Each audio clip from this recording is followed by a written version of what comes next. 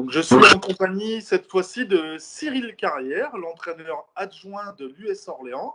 Salut Cyril. Ouais, bonjour, ça va? Ça va, écoute, en plein confinement, forcément, comme toi, j'imagine. Oui. Ouais. Pas trop compliqué cette période de rester chez soi, j'imagine, et de ne pas être proche des joueurs. Alors, ça dépend sur quel volet il faut le voir. Sur le volet familial, c'est une bonne chose parce que je suis avec mes enfants. Et ensuite, sur le volet professionnel, effectivement, c'est particulier. On est à distance, on communique par visioconférence ou par téléphone. Ouais, c'est assez particulier. Puis on ne sait surtout pas quand est-ce qu'on va reprendre. Exactement.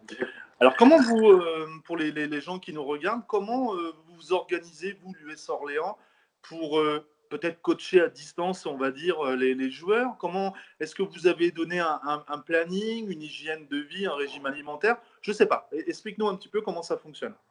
Alors là, la priorité des priorités, je crois qu'elle n'est pas forcément là. Donc, c'est prendre petit à petit les nouvelles de chacun. Bon, même s'il ne faut pas être trop intrusif, parce que c'est des périodes où les joueurs sont focalisés plutôt sur la récupération mentale. Et bon, ils ont un programme individuel qu'a donné Cédric Louis chaque semaine. La semaine prochaine, d'ailleurs, on va évoluer. On va un petit peu faire un programme où ils auront une visioconférence. Il y aura 2 séances un peu athlétiques où ils seront devant leur écran. D'accord. On essaie de trouver effectivement dédié au cas où ça reprend plus tôt. Mais bon, c'est vrai qu'on n'en est pas sûr. Alors, le président nous a aussi sollicité en collectif, c'était samedi dernier, pour échanger sur la situation, tout le monde soit au courant. Voilà, moi, ma priorité, c'est surtout que les joueurs soient en bonne santé et c'est effectivement les garder en lien sans trop non plus les embêter. Parce que, bon, déjà, je ne suis pas trop téléphone, moi.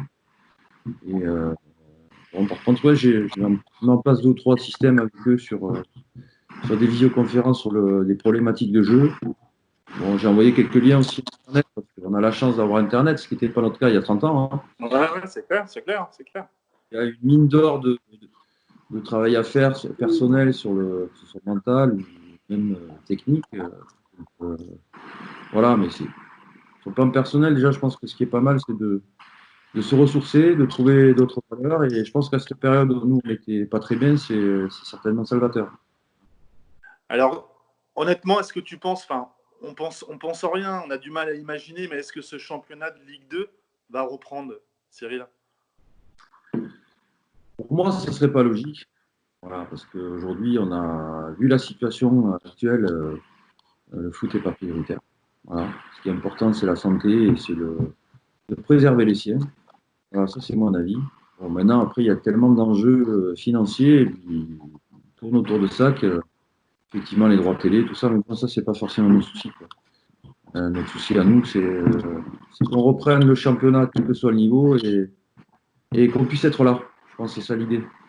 Oui, et puis on sait très bien que si le championnat reprendrait, vous redémarrez limite à zéro au niveau préparation physique ou morale, puisqu'il y a peut-être 3 semaines, un mois de retravail, entre guillemets, les 10 matchs qui arrivent. Enfin, c'est un championnat qui s'arrête fin août pour reprendre septembre, quoi. À la rigueur, je dirais, je serai un club amateur. Et encore, je suis même pas sûr, parce que pour avoir travaillé dans un club amateur, il y a beaucoup de joueurs qui sont très investis dans ce qu'ils font.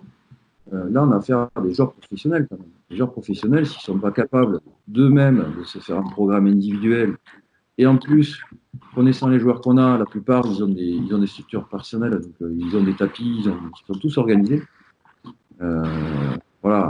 Là, on est plutôt dans le maintien. Moi, je vois, je suis avec mes fils, on fait du basket, on fait du foot régulièrement tous les jours. Je pense que les joueurs sont tous dans cette situation-là et ils ont tous envie aussi de rester bien physiquement. Après, c'est sûr qu'on n'est pas à l'abri de cas particuliers ou des garçons qui n'auront pas fait ce qu'il faut, mais ça, cela, ça c'est leur responsabilité. C'est pas de la responsabilité. Puis vous allez vite le voir, forcément, ça se voit. Sans faire de flicage, ça se voit rapidement, quelqu'un qui n'a pas fait attention à son hygiène de vie, au niveau de la pesée, etc., quoi. Pour moi, aujourd'hui, on n'a pas arrêté suffisamment. On a fait ce qu'il fallait avec Cédric Louis pour proposer des programmes individuels. De leur côté, je pense qu'ils font tous des foot, des baskets, du ping-pong. Voilà, c'est des activités qui sont quand même encore possibles. Preuve, même à l'appartement, certains ils jonglent avec des rouleaux de papier toilette, donc tout est possible. Mode, ouais. Alors, Nous, de toute façon, à la reprise, on aura un mois, 3 semaines, un mois sans match, hein. Ce sera une préparation de saison, quoi. Ouais. Nous, on va se voir avec le staff demain, en visioconférence aussi, comme vous, là. Et on va préparer ce mois de reprise, justement, qui sera certainement celui-là le plus important. Alors, pour finir l'interview, on va le finir positivement.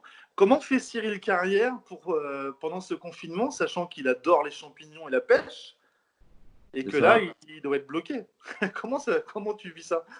Les champignons, de toute façon, c'est pas la période. La pêche, bon, de toute façon, avec le foot, j'ai pas trop l'occasion d'y aller par rapport en vacances scolaires. Donc, au moins, c'est réglé. Non, là, je jardine.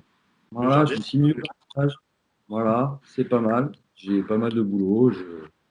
J'ai ma maison aussi à finir. Donc, ça tombe. Tout ce que je pouvais pas faire, je le fais et j'en profite. J'ai la chance d'être avec mes fils parce que moi, j'ai ma maison à Tours encore. D'accord. Je suis avec ma famille surtout. Ça me permet d'être avec eux, de faire des activités que je n'ai pas l'occasion de faire quand je dors sur Orléans, par exemple. Voilà. Et je trouve que c'est, au plan personnel, une période où on est obligé aussi de réfléchir sur soi, d'échanger peut-être aussi avec des amis. Là, on a mis en place des choses sur Facebook de façon à retrouver des photos sur des matchs qu'on a pu faire, créer des liens différemment. Et dernièrement, je me suis mis à la cuisine aussi.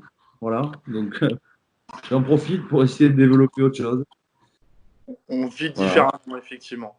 On vit différemment. Non, de rien, tout ce travail personnel qu'on peut faire à côté, ça va nous permettre aussi, quand on va reprendre, d'être un peu plus tranquille, un peu plus serein aussi, je pense.